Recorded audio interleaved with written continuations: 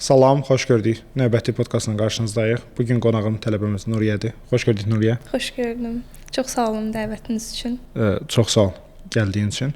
Zəhmət olmasa qısa özün haqqında məlumat ver, sonra söhbətə davam edək. Mən Nuriyyə, hal-hazırda Türkiyədə Bilkənt Universitetində oxuyuram. 2-ci kursu qurtardım. Bakalavr təhsilini alıram. Hansı istiqamətdə oxuyursan? Psixologiya. Psixologiya oxuyuram. Əla. Mən istərdim ki, əvvəl danışaq psixologiyaya qədər olan dövrdə hansı məktəbdə oxumusunuz? Məktəb dövründə hansı fəaliyyətləriniz olubsa, onlardan hansı balları yığdınız? Biraz məktəbə doğru qayıdaq, sonra gələcəyik Bilkəntə. Mən məktəbdə ilk öncə mən qərar verdim ki, psixologiya oxuyacağam. Hardasa 10-cu sinifdə, onun axırına yaxın. Amma SAT və IELTS hazırlıqlarıma ondan öncə başlamışdım. Xaricdə oxuyacağımı əvvəlcədən planlamışdım onsuz da. Hardasa 9-un axırına yaxın IELTS-a başladım. 3 ay hazırlaşdım ilk öncə. Hardasa pandemiya vaxtı idi. Mən sonra gördüm ki, çox da yaxşı hazırlaşmamışam. Mənə kifayət eləmədi. Ona görə yaydan sonra 10-cu sinifə başlayanda təzədən hazırlaşdım. Bununla birlikdə 6 ay hazırlaşmış oldum total olaraq. Sonra mən IELTS imtahanına girdim dekabr ayında. 8 bal yığdım. Sonra IELTS-ın hardasa ortasında da SAT-yə başlamışdım. Paralel olaraq irəliləyirdim. SAT-yə hazırlaşdıqdan sonra hardasa 6-7 ay hazırlaşdım. İlk imtahanımda 1270 bal yığmışdım. Sonradan 3 ay ərzində onu qaldırdım, 1500 yığdım. O iki imtahanla birlikdə mən müraciətlərimi elədim. Ondan əlavə mən fizika riyaziyyat və informatika təmayüllü liseydə oxuyurdum. Ona görə müəllimlərimdən və oradakı sinif yoldaşlarımdan çox yaxşı məsləhətlər də alırdım. Sonra mən Sabahın alimlərinə getdim kimya üzərindən. Onda bir neçə ay hazırlaşdıqdan sonra hələ o vaxt onlayn idi. Onlayn şəkildə Zoom-da təqdimatımızı elədik. Orada ikinci yerə çıxdım. Növbəti il artıq 11-ci sinifdə ölkə və universitet müraciətləri zamanı gələndə necə oldu ki, Türkiyəni seçdiniz və necə oldu, hansı universitet listi ilə bağlı fikriniz necə idi, yəni nəyə əsasən qərar verdiniz? Deməli, hardasa 11-ci sinifə yaxın biz qərar verdik ki, mən Türkiyədə oxuyacağam.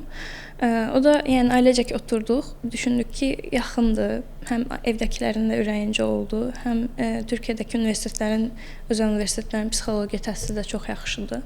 Yəni, mən hal-hazırda məmnunam şəxsən. Ona görə dedik ki, hazır qabağımızda bu yol varkən belə irəliləyək.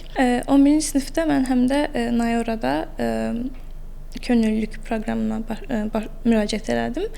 Hardasa 4 ay könüllü oldum orada. Məncə o da universitet qəbul prosesində mənə kömək elədi. Əla. Hansı universitet listin nə idi?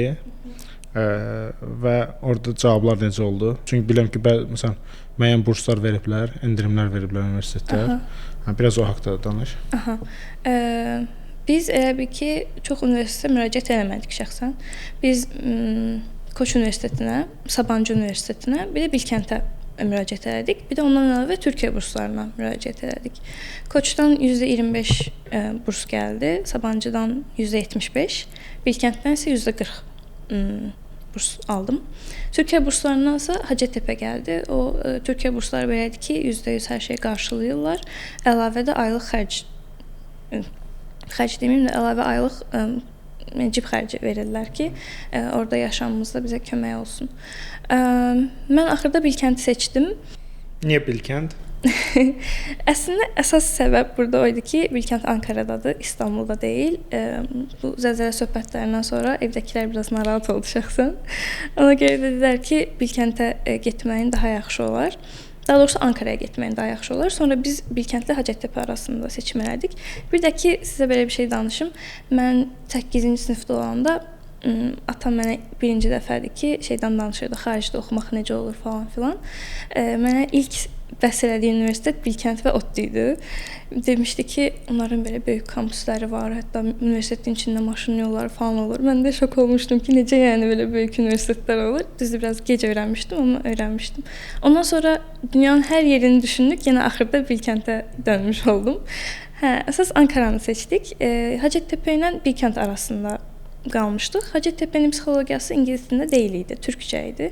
Əsas səbəb o idi. Mən düşündüm ki, həm bir sonraki təhsilim üçün magistr ya da sonra işləyəcəyim, yəni karyeram üçün ingilis dilində oxumağım daha yaxşı olar. Plus da ki, artıq türkcə akademik dil mənə də həm çətinlik yaradar deyə istədim ki, Bilkənt seçim. Ona görə Bilkənt seçdik. Mən istəyərdim ki, burada əlavə olaraq biraz Türkiyə burslarının müsahibə mərhələsi haqqında danışardın ki, müraciət sonrası müsahibə olur. Təxminən yadında 2 il keçib, amma yadında qalan qədərilə müsahibədə hansı nüanslara toxundular, necə oldu? Necə oldu? Orada həm imtahan olurdu başda, sonra da intervyu. Hansı tam birinci gəlirdi, tam xatırlamıram. İmtahan əvvəl gəlirdi. İmtahana getdik, sonra da intervyuya çağırdılar. Mən intervyuya getdim, elə bil ki, orada çox adam sıradaydı. Yəni tək mən deyil idim orada gözləyən. Bir neçə adam gözləyirdi. Hətta mən tanışlarımı falan da gördüm orada. Oturub biraz söhbət elədiyim müsahibədən əvvəl. Sonra müsahibəyə çağırdılar. Mən olan otaqda deyəsən 3 nəfər var idi. Mənim sənədlərim qabaqlarındaydı, baxırdılar. Sonra suallar soruşmağa başladılar. Niyə psixologiya istəyirsən? Ya da məsələn, niyə Türkiyəni istəyirsən? Qazanmasan nə olacaq? Biz elə müsahibədən əvvəl hamı ilə o söhbət edirdik ki, Türkiyə burslarını qazanmasan bu suala nə cavab verəcək də? Nə cavab verdim, tam xatırlamıram hal-hazırda. Üstündən biraz vaxt keçib. Elə sonra ailəmdə soruşdular. Məsələn, hətta çıxanda dedilər ki, ailənə salam deyərsən bizdən. Yəni çox səmimi adamlar idi. Çox gülər üzlüydülər. Yəni müsahibə sırası rahat olmağıma kömək elədilər. Hətta orada ingiliscə də danışa bilərdik, türkcə də. Mən türkcə danışmağı seçdim. Mənə dedilər ki, türkcən yaxşıdır falan. Yəni çox səmimi, rahat müsahibə ortamı idi. Yəni başqa çox suallar xatırlamıram şəxsən. Anladım. Sonra Bilkəntə qərar verdiniz və siz getdiniz 23-ün sentyabrında, yoxsa oktyabrında? Sentyabrında. 23-ün sentyabrında getdiniz artıq Ankaraya. Ümumiyyətlə mənə maraqlıdır ki, ilk semestr təcrübəsi, məsələn, Bilkəntdə ilk il psixologiyada keçirilən dərslər, harda qalırdınız, kimlə? Yəni ümumiyyətlə o təcrübənizi, Bilkənt təcrübənizlə biraz bölüşərdiniz.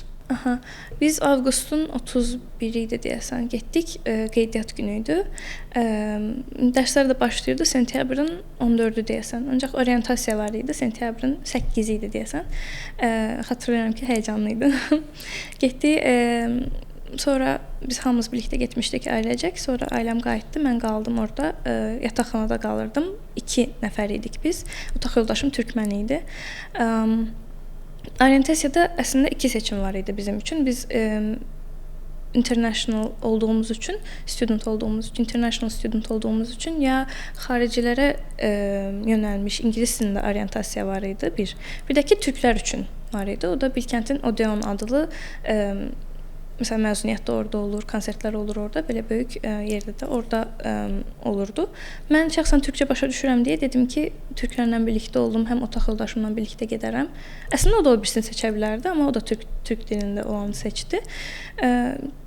Məsələn, orada həm orientasiyanın olduğu yer də çox böyük idi deyə çox adam var idi. Mən görəndə həqiqətən belə çox həyəcanlanmışdım. Orada tanışlar falan edindim. Orientasiyada necə oldu? Bir neçə gün davam edirdi. Odeon dediyim yerdə olanda professorlar, kitabxanada işləyənlər, onlar çıxış elədilər. Rektor çıxış elədi, anlatdı dərslərdə necə yaxşı dərsləri necə yaxşı vermək olar, ya da Bilkəntin hansı fürsətlərdən istifadə edə bilərsiniz. Kimi çıxışlar oldu. Məsələn, kitabxanada işləyən xanım orada çıxış elədik ki, kitabxananı necə maksimum dərəcədə istifadə edə bilərsiniz kitabxanadan. Yəni çox maraqlı. Elə bir dənə çıxış var idi. How to fail classes kimi bir şey idi adı. Yəni deyirdi ki, necə eləməməlisiniz ki, Bilkəntdə kəsilməyəsiniz. Yəni orada daha çox universitetin sistemi ilə tanış olduq. Sonra da bir gündə şey var idi. Student klublarla tanış olmaq üçün açıq alanda yekə böyük bir yaşıllıq ərazidə hər student club stand qurmuşdular. Gedib hamısını bir-bir gəzib tanış olurduq. Axırıncı ondan sonra da axşama yaxın açıq hava sineması var idi. Orientasiyanın bir gündə belə keçmişdi. Çox maraqlı idi şəxsən. Belə, yəni sonra da artıq orientasiya qurtardı. 2 gün sonra dərslər başladı. Birinci kursa da elə başlamış oldum. Ya ilk kursun dərsləri daha ümumi dərslər idimi, yoxsa psixologiya ilə ilk gündən başladınız? Təxmini yadında qalan qədərilə birinci semestr və ikinci semestrin dərsləri necə idi? Oradan davam edək. Aha.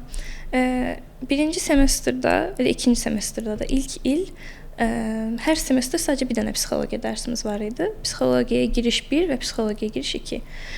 Birincidə daha çox cognitive psychology, neuroscience yönümlü, daha çox biology yönümlü getdik. Sonradan social psychology və developmental psychology yönündən irəlilədik ikinci semestrdə. Onun xaricində riyaziyyat gördük. Hər iki semestr calculus, introduction to calculus gördük. İngilis dili var idi. Belə grammar falan deyil də, essay yazmaq, paper yazmaq, onu necə eləmək lazım, onu daha çox öyrəndik. Research eləmək, citations o dərsdə öyrəndik ingilis dili dərsində. Biologiya gördük. Modern biology deyəsən. Evet, modern biology idi dərsin adı. Belə ümumi dərslər görürdük. Sonradan ikinci kursda biraz daha artmağa başladı, amma yenə full psixologiyaya doğru getmədik, yəni. Ona görə birinci kursda baxırdın ki, bəziləri bu dərsdən yaxşı qiymət alır, bəziləri o birisi dərsdən daha çətinlik çəkir. Çünki fərqli-fərqli sahələrdən olduğu üçün. Amma yavaş-yavaş oturuşmağa başladı belə. İkinci kurs eyni dərslərin, nə bilim, 3-4-ü mü keçməyə başladı, yoxsa yeni dərslər girməyə başladı mı? Artıq yeni dərslər girməyə başladı. İkinci kursda sosial psixologiya dərsi gördük, cognitive psychology dərsi gördük, türklər bilişsel psixoloji deyir. Sonra research methods görməyə başladıq artıq. Birinci kursdakı dərsin, ikinci kursun birinci semestrindəki dərsimiz daha çox teorik idi. Necə research eləmək lazım, research tipləri, tədqiqat tipləri psixologiyadakı. Onları öyrəndik. Ondan sonra ikinci kursun ikinci semestrində artıq həqiqətən research eləyəcəyimiz bir dərsə keçdik. Mən şəxsən o dərsi almadım, droplamışdım bəzi səbəblərə görə. İnşallah gələn semestr alacağam, amma dostlarım danışır deyə xəbərim olurdu. Yəni research eləmirdilər, həqiqətən tədqiqat eləmirdilər, amma o paperi necə yazmaq lazım, hər step elə bil ki, dərs olurdu. Peer review-dan tutmuş, ondan əvvəl elə bil ki, yazmadan əvvəl proposal eləyirdilər, onu da yazırdılar, paperdə yazdılar, peer review da elədilər, yəni hər şeyi bir-bir elədilər. Bütün komponentlərini elədilər. Hardasa elə bir həqiqi research paper yazırmış kimi getdi proses. Sadəcə research olmadı. Posteri də çıxartdılar hətta, yəni o təqdimat posterini çıxartdılar, ondan da qiymətləndirildilər. İndi mən də inşallah gələn semestr o dərsi alacağam. Universitetdə dərslərdən kənar elədiyin hansı aktivitə var? Dərslərdən kənar birinci kursda bizdə orada var, toplumsal duyarlılıq projeləri. Birinci kursda orada mən aktiv oldum. Biraz daha açsan ki, nədir içəriyi? Orada elə bil ki, 13 projesi var. Daha çox belə kömək məqsədli bir şeydir. Məsələn, mənim maraqlandığım 2 proje var idi. Onları anlatım daha yaxşı başa düşüləcəyində. Birində universitetdə işləyən, amma professor olmayan personalların uşaqlarına dərslərdə kömək eləyirdik. Hər 6 bazar uşaqlar gəlirdi, biz də tələbələr gedirdik. Proje koordinatorları əvvəlcədən elə ki, biz qrupa yazıb soruşurdu kim gələcək deyə. Həm də valideyn qrupuna yazırdı. Sonra eşləşdirirdi tələbə ilə uşağı eşləşdirirdi. Bu administrativ komandada digər bütün stafı da düz anlayıram. Professor xaric. Professor xaric bütün staf. Bağbanda. Elə əsas onlar idi. Güvənlik işçiləri, sonra kargo mərkəzində işləyən adamın oğlu və qızı gəlirdi. Hətta onların qohumları da gəlirdi, kuzenləri də gəlirdi. Yəni orada mən bir semestr aktiv oldum. İkinci semestrdə hətta məni koordinatorun 2 köməkçisi vardı. Onlardan biri vəzifəsinə qaldırdılar. O birisi projedə lösemi xəstəsi olan uşaqlar üçün xəstəxanaya gedirdik. Belə palyaço kostyumları geyinib. Onlarla elə bil ki, məşğul olurduq. Əylənirdik daha çox onları moralini qaldırmaq üçün. Məsələn, olurdu ki, bəzi dostlarım, yəni yoldaşlarım şardan maraqlı itdir, nə bilim, qılıncdır, düzəldirdi. Uşaqlarla oynayırdılar. Yəni bilim şey var idi. Science alt qolu var idi həm də. Orada da Türkiyədə olur axı dərgilər, uşaqlar üçün science dərgiləri olur. Ya oradan, ya oyunlardan götürüb maraqlı eyni suallar soruşurdular. Uşaqlarla belə sual-cavab kimi, yarışma kimi bir şey edirdilər, amma çox basic suallar idi, yəni. Başqa nə var idi? Müzik var idi. Məsələn, bəziləri gedib uşaqlarla birlikdə mahnı oxuyurdular. Rəsm var idi. Uşaqlarla birlikdə rəsm çəkirdilər. Orada uşaqlar yəni 11 yaşda olurdu, 2 yaşda olurdu. Yəni hamısı ilə gedib dillərini tapmağa çalışırdıq, ona uyğun gedirdik. Ona lap çox getmədim o projeyə, amma əlimdən gəldikcə, vaxtım olduqca getməyə çalışırdım. Bunlar daha çox dərs vaxtı yox, 6 bazar olurdu dərslərdən sonra. Onda həftə içi daha dərs ağırlıqlı, həftə sonu klub odaqlı gedir. Sosial fəaliyyətlərlə məşğul olurdum. Ümumiyyətlə Ankarada tələbə həyatı, həm kampusun içində, mən 2-ci kursda qatıldığın hansısa dərnək varsa, klub varsa, onda danışarıq, amma mənə maraqlıdır ki, ümumiyyətlə Bilkəntin özünün kampus həyatı və Ankaradakı tələbə həyatı. Biraz bu haqqda danışardın. Bilkəntin kampusu mən ilk gedəndə böyüklüyünə çox təəccüblənmişdim. Çünki burada görüb alışdığım bir şey deyil idi. Baxdım ki, maşınlar gəlir, keçir, tələbələrin öz maşınları var. Oradan ora getmək üçün taksiyə minmişdik falan. Yəni orientasiya olan yerdən, qeydiyyat olan yerdən rektorluğa gedəcəkdik ki, orada mənim qeydiyyatımı tamamlayaq. Hələ ora taksilə getdik. Oradan sonra yataqxanalara da bəlkə bir 15 dəqiqə yeridik. Yəni mənə çox maraqlı gəlmişdi. Mən Bilkəntin kampusunu xoşlayıram. Yaşıllıqdır, çox qəşəngdir. Yəni Ankara ola bilər ki, bəzi tərəflər o qədər yaşıllıq olmasın. Amma bizim kampusumuz mənim çox xoşuma gəlir. Hər fakültənin özünə uyğun binası var. Binaların hamısında çalışma masaları olur. Kitabxana çox böyükdür, o özü ayrı yerdədir. Yeməkxana da böyükdür, o da o tərəflərdədir.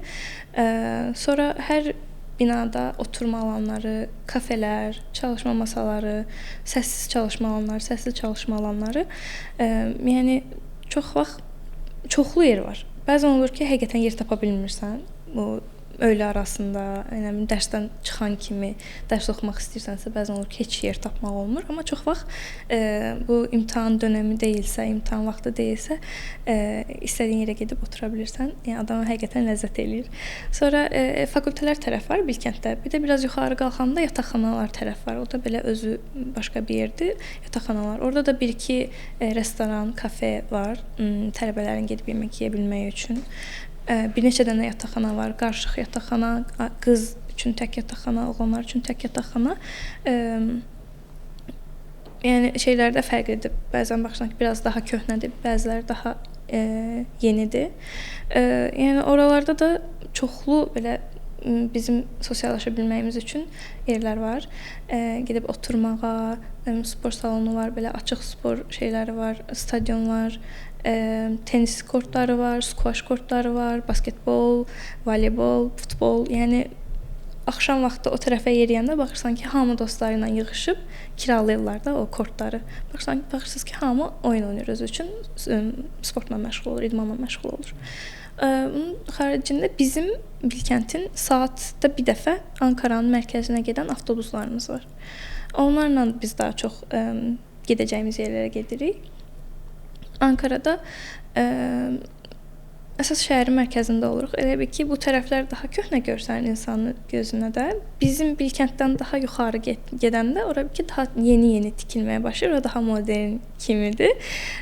Amma biz o tərəfə avtobusumuz çox getmirdik, çox olmuruq orada. Daha çox mərkəzdə vaxtımızı keçiririk. Orada da kafelər, sonra bu kafelər də olur. Əsas məşhur yerlərdə caddələrdə uzun-uzadı tam baxırsan ki, tələbə yeridir də bura. Çoxlu tələbələr var, böyüklər var. Yəni Ankarada sosiallaşmaq belədir ki, mərkəz yerlərə getmək asandır deyə arada yığışıb ora gedirik. Yəni Ankaralı evdə qalan dostlarımız da bizlə birlikdə ora gəlir. Belə yəni. Əla. Bəs 2-ci kursda O bayaq dediyiniz dərnəklə mi davam elədiniz yoxsa ikinci kursda başqa bir kluba və ya dərnəyə qoşuldunuz? İkinci kursda dəyişdim. O toplumsal duyarlılıq projeləri ilə sonlandırdım. Bu səfər Bilkənt Psychology Society-yə orada onların etkinliklərinə qatılmağa başladım. Ora birinci kursdan da gedirdim şəxsən. Amma o qədər tez-tez getmirdim. Bir neçə etkinliyinə getmişdim. Artıq oradakı koordinatorlar məni tanıyırdılar. Amma onlar da hər il dəyişir deyə bir də baxırdım ki, təzə üzvlər var. Onlar daha çox nə edir? Seminarlar falan eləyirlər, workshoplar eləyirlər. Mən də dedim ki, mən də qatılmaq istəyirəm. Onların koordinatorların komandasına. Ona görə elə bil ki, hər semestrin axırı genel kurul keçirilir. Orada təzə gəlmək istəyənlər aday olur. Çıxanlar varsa da vəzifə dəyişikliyi olur. Mən də orada, həm də dostum da orada, çox yaxın dostum orada koordinatorların komandasındaydı. Ondan da məsləhət alaraq mən də aday oldum. Media və tanıtım koordinatorluğunda ən aşağıdan olaraq başladım vəzifəmi. Bir il o vəzifədə oldum. Şəxsən çox maraqlı idi mənim üçün. Daha çox Instagram ya da digər sosial medialar üçün postlar hazırlayırdıq. Bir də universitetin kampüsdə asmaq üçün etkinliklərimiz üçün poster hazırlayırdıq. Hardasa gedirdim, məsələn də belə olurdu. Posteri hazırlayırdıq, dizayn eləyirdik. Sonra gedirdik onu çıxartdırırdıq böyük poster kağızından. Gedib onu onaylatdırırdıq öyrənci etkinliklər mərkəzindən. Sonra hardasa 20-25 dənə poster hər binaya asırdıq məsələn. Sonradan bu semestr, elə ki bu semestrin axırı, ikinci kursun axırı mən də media və tanıtım koordinatoruna yüksəldim. İndi bir semestrdə o işi eləyəcəm. Yəni daha çox sosial etkinliklərimiz də olur. Ay nə bilim tələbələrlə gedirik, yemək yeyirik, bowling oynayırıq. Onun dışında akademik etkinliklərimiz də olur, professorları çağırırıq. İldə elədiyimiz 2 böyük etkinlik var. Biri Neuroscience Days. Onu genetik klubu ilə birlikdə eləyirik məsələn. 2 gün olur. 8 professor çağırırıq. Eşantiyon falan da dağıtırıq. Bez çantadır, qələm, dəftər falan. Sonra da Psychology Days. Bunu özümüz eləyirik. O da elə eyni formatdadır. Sadəcə daha çox psixologiya ağırlıqlıdır, neuroscience yox. Yəni psixologiyanın digər qollarında professionallaşan müəllimləri də çağırırıq, amma neuroscience-da daha çox o yöndə olur. Belə. İndi biz artıq bu çəkilişi yayımlayanda siz artıq 3-cü kursa yəqin ki ya başlayasınız, ya başlamaqda olasınız. 3 və 4-cü kursla bağlı planınız nə yanda? Yəni məsələn, Bilkənt hansı yöndə aparır prosesi? Yəqin ki yuxarı kurslardan biraz məlumat almısınız və sizin plan hansı istiqamətdədir ki, psixologiyanı necə davam eləmək? Bilkəntdə psixologiya təhsili belədir ki, hamımızın psixologiya deyəndə ilk ağlına gələn terapistlikdir də. Amma Bilkəntdə klinik psixologiya, yəni terapist olmaq üçün oxumalı olduğumuz psixologiyanın qolu daha zəifdir digər yönlərə nisbətən, digər qollarına nisbətən. Daha çox neuroscience, kognitiv psixologiya ağırlıqlıdır Bilkənt. Məsələn, mən hələ heç klinik psixologiya dərsi almamışam, amma o birisi dərslərimi almışam və klinik psixologiya dərsi 3-cü kursun 2-ci semestri alacağam, ən birinci. Və tək mandatory dərsimiz odur. Başqa 3-4 dənə də seçməli dərsimiz var klinik psixologiyadan. Clinical interview bacarıqları, görüş texnikləri kimi bir dərsdir. Məsələn, onu almaq istəyirəm şəxsən, görmək üçün. Bilkənt daha çox neuroscience yönümlü olduğu üçün bizim daha düz anlamda daha araşdırma, research yönümlü. Aha, eynən. Bizim o yöndən professorlarımız da daha çoxdur. Və dərslərimiz də daha çoxdur. Yəni kognitiv psixology və neuroscience, neuropsychology sahəsindən elə bir ki, necə deyim, hər spesifik sahəsinə uyğun bir neçə dərsimiz var. Hətta mandatory dərslərimizdir. Memory and learning başqadır, attention başqadır. Yəni belə. Amma attention-a falan ayrıca bölüblər yəni. Hə, və onlar mandatory dərslərdir. Amma ondan əlavə o birisi psixologiyanın hər qolunu hardasa keçirik də belə deyim. Social psychology aldım, kognitiv aldım. Developmental psychology da gördük. nə qaldı? Məsələn, gələn semestr abnormal psychology görəcəyik. Ondan sonra clinical psychology. 4-cü kursların dərslərini tam bilmirəm, onu tam əmin deyiləm. Amma 3-cü kursun daha elektiv yönümlü gedər yəni. Hə, elə olacaq. Amma 3-cü kursun kurikulumuna təzə baxmışam deyə az-çox daha çox yadımdadır. Nə deyəcəkdim?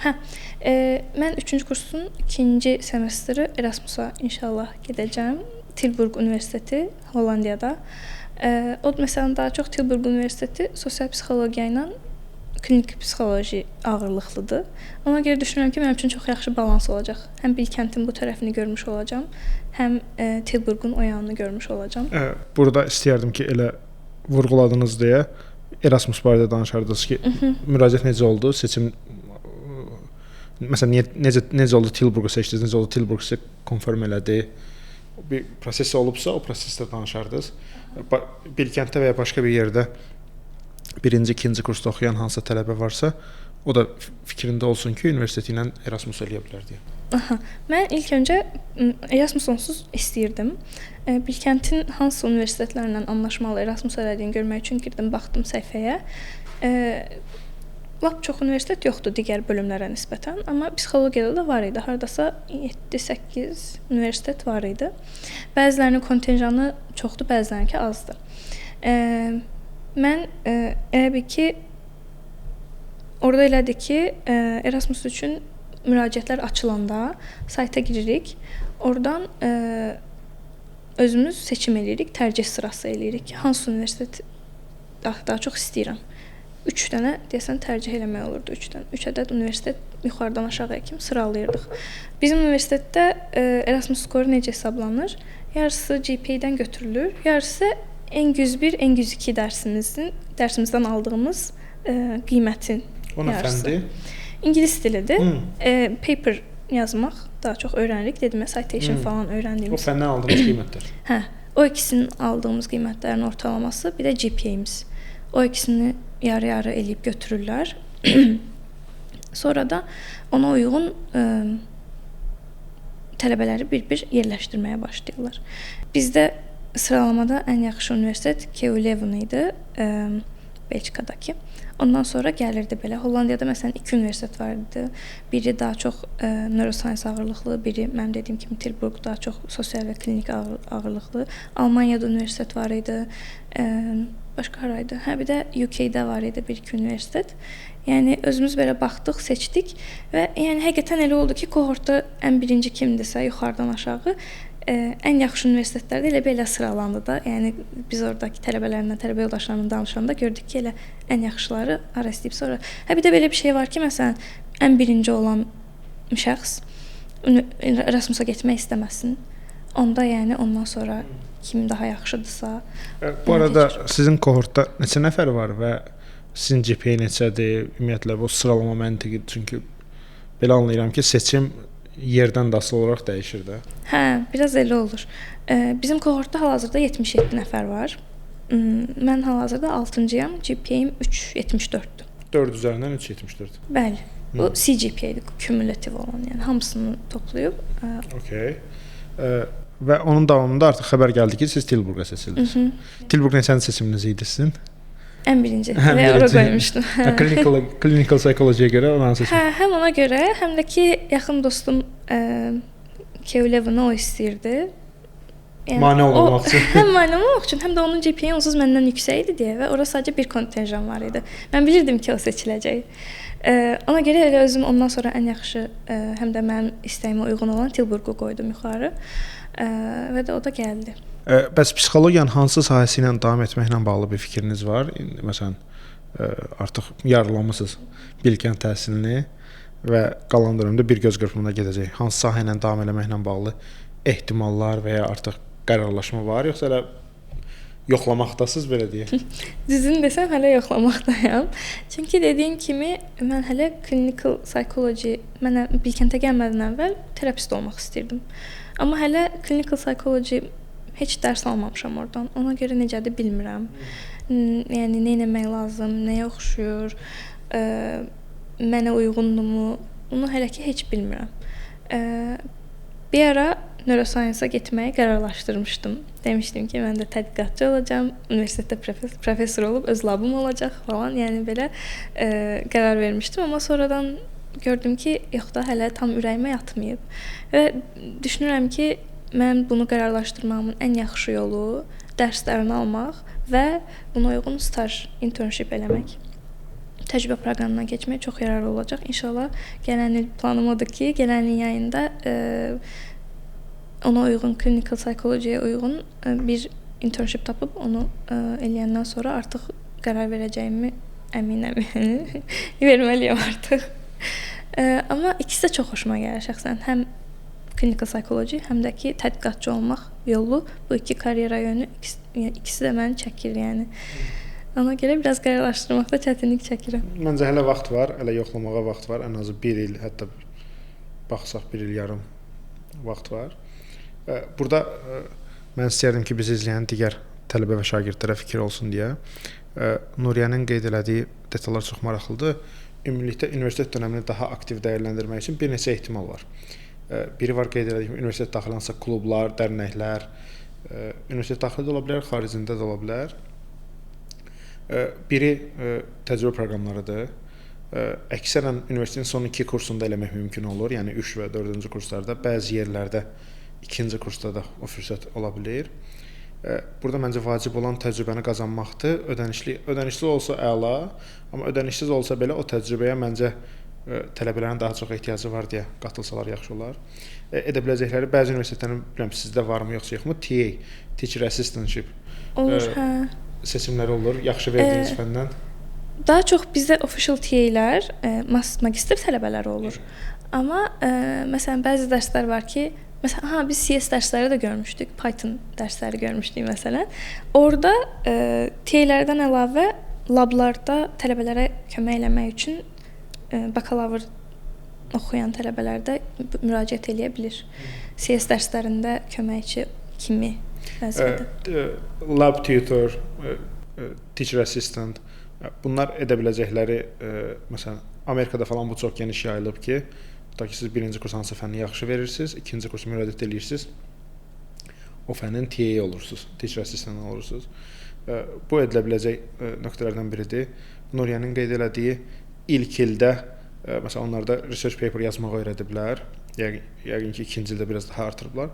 Məsələn, research paper bitirənə qədər sizin də halınızda, biz izləyən digər tələbələrin də halında bitirənə qədər 1 və ya 2 dənə məqalə yaza bilsələr və bunu çap eləyə bilsələr, bu həm araşdırması kimi mövqelənmək üçün, həm əgər növbəti təhsil dərəcəsi planı olacaqsa, onun üçün çox faydalıdır. Siz Erasmusu qeyd elədiniz. Erasmus məsəl üçün məncə universitetin əgər partnyorluğu varsa, bizim yerli universitetlərdə oxuyan tələbələr də, xarici universitetlərdə, müxtəlif ölkələrdə oxuyan tələbələr də dəyərləndirə biləcəkləri bir nöqtədir. Ümumilikdə, yəni universitet dönəmini biraz zənginləşdirmək lazımdır. Yəni elə bir yataqxana, universitet, nə bilim, ev, universitet nöqtəsindən çıxıb biraz Erasmus, məsələn, work and travel-a gedə bilən uşaqlar work and travel-a gedə bilərlər. Bir yay dönəmini Amerikada keçirmək, hansısa klublar, dərnəklər, professor köməkçiliyi, əgər ixtisas, məsələn, elə ixtisaslar var ki, məsələn, kimya yönümlü uşaqlarda, biologiya yönümlü uşaqlarda lablar var, məsələn, labla bağlı hansısa fəaliyyətlər. Bunlar hamısı təhsil dönəmini belə zənginləşdirmək üçün, maraq qatmaq üçün olan fəaliyyətlərdir. Mən istəyərdim ki, Nuriyə, 2 məsələdə fikrini alaq sənin, hətta 3 məsələdə. Birinci məsələ budur ki, bizi hansısa şagird izləyirsə və ya valideyn izləyirsə ki, 8, 9, 10-cu sinifdə oxuyur, SAT IELTS planı var, xarici təhsil planı var.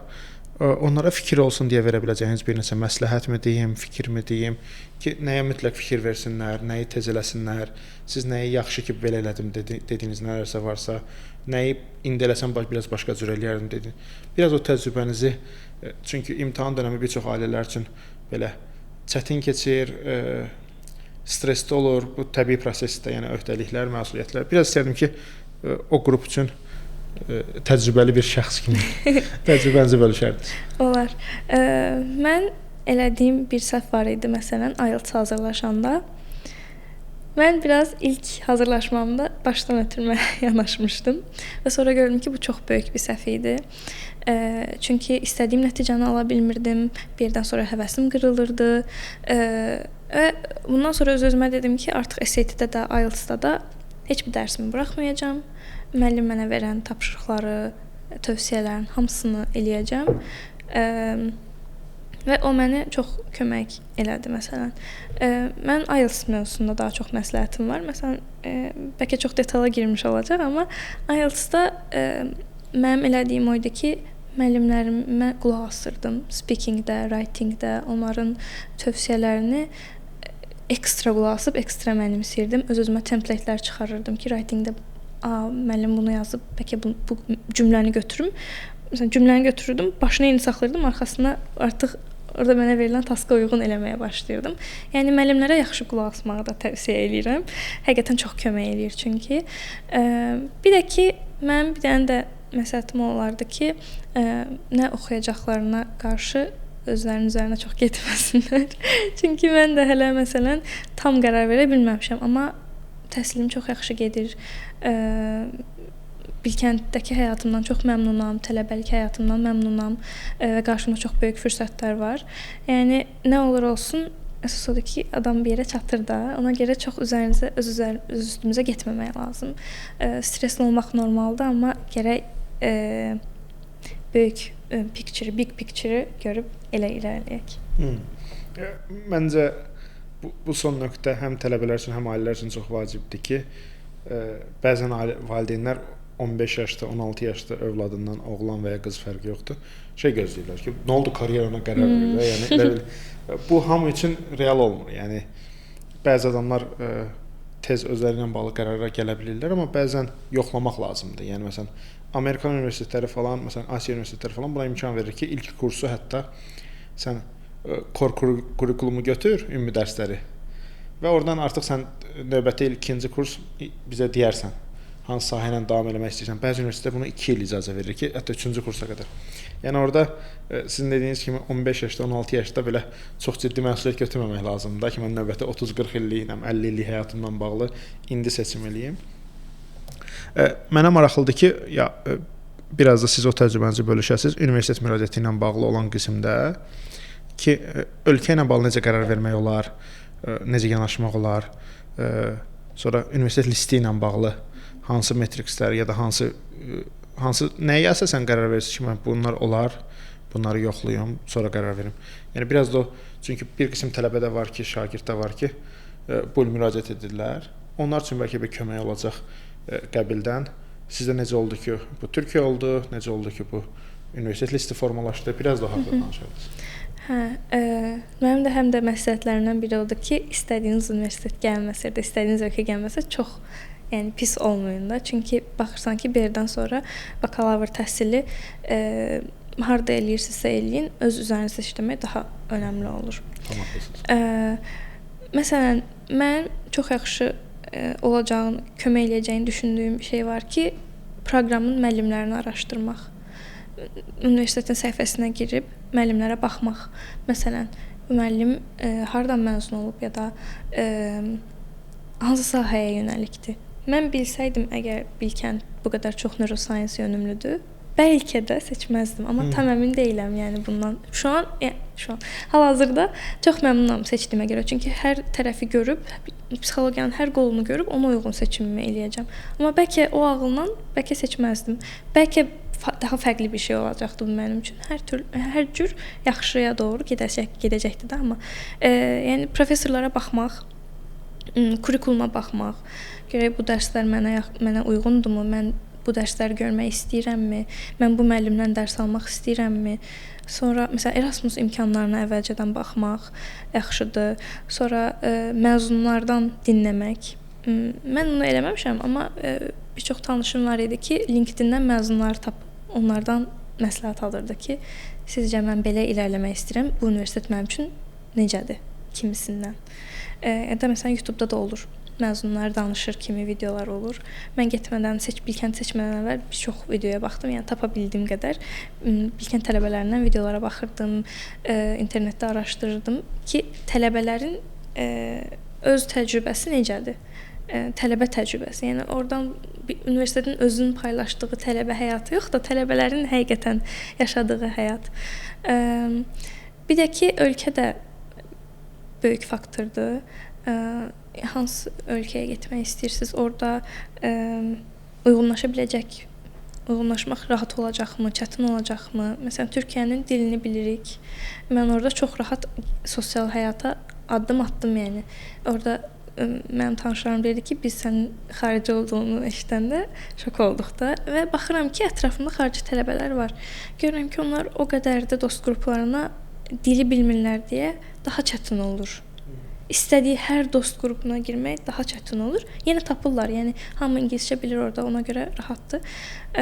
Və Türkiyə daha çox international tələbə çox yığılmadığı üçün də bəlkə bu belədir. Bəlkə Avropada, Amerikada da çox international studentlar olduğu üçün onlar zaten bir yerə yığılıb zaten ingilis dilində danışırlar.